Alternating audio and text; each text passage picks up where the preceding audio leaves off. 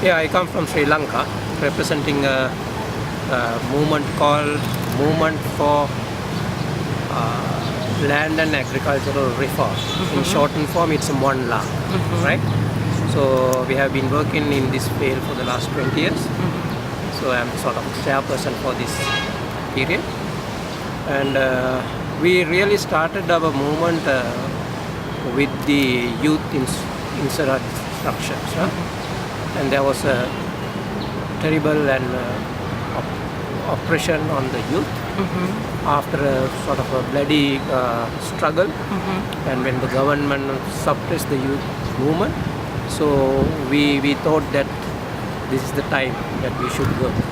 And at that time there was a proposal from the government to have a sort of a land reform, and we intervened and we said we need a land reform to ensure the livelihoods of the poor people and also the place for the youth in land reform. So that's how we really started with the work, and now we have moved into the agricultural work, and we now, and for the very beginning, we oppose all the green revolution methods, multinationals, use in pesticides, chemical fertilizer, and we promote environmental agriculture.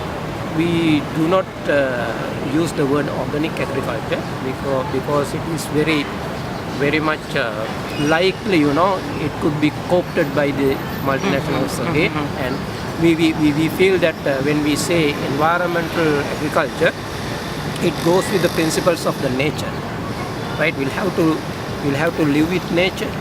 We live with the principles of nature. We respect nature. We cannot exploit more from the nature. It's always harmony with the nature and the fellow people. So it's a sort of a vision, a philosophy also. So that's how we are working. And also we try to organize farmers, landless farmers, and we try to organize themselves in small organizations. And also we network with a lot of people and a lot of organizations in Sri Lanka. So this is my first visit with this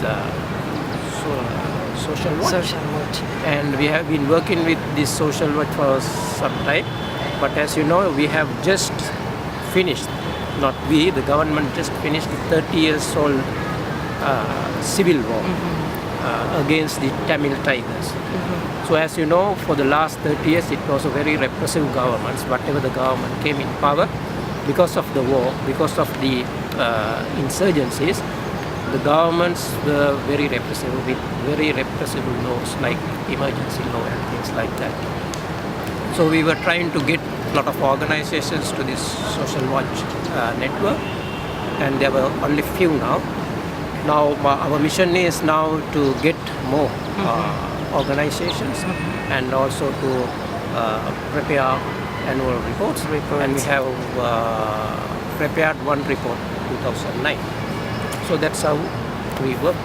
And what do you think is the potential of social watch network for Sri Lanka in particular? Yeah.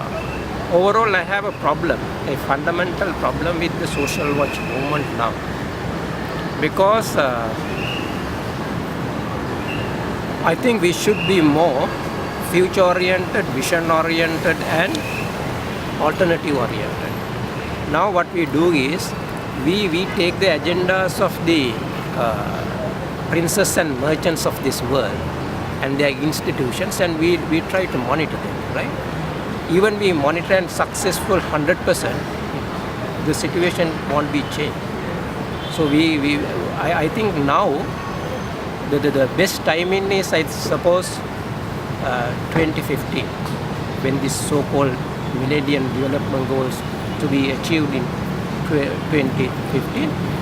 That will be a sort of a good time for us to declare our own agenda, declare our own indicators, values, and a program. I think for the whole social watch movement, we need a paradigm shift, right?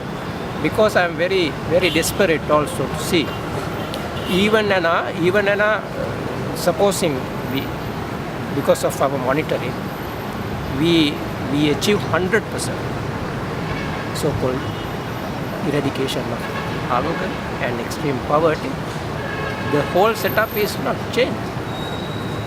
That we ensure majority of the people by 2015 you get some meal just to survive. Keep it that level. No, we must change this. We are sort of dictated by, unknowingly, by the very institutions which are responsible for this agony and disaster.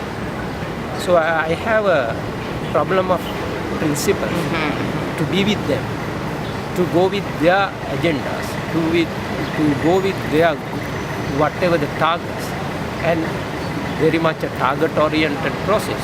And we ultimately we may lose our. For example, now the social watch movement is getting momentum. A lot of people around, so people are coming with trust, right? So we must pave another way for the whole world, because even just now I attended this gender equality.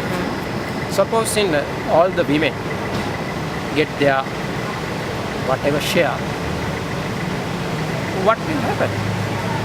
Because my country, headed by 2 women, nothing changed. The first prime minister from our lady prime minister from our country in the world, right? If Barack Obama or Hillary Clinton. So it's not a problem. No problem at all. So I think we must go for this paradigm shift. It would have better with the beginning of this millennium, 2000, if we have that sort of a vision, different vision, different set of approaches, different paradigm. We must work on that.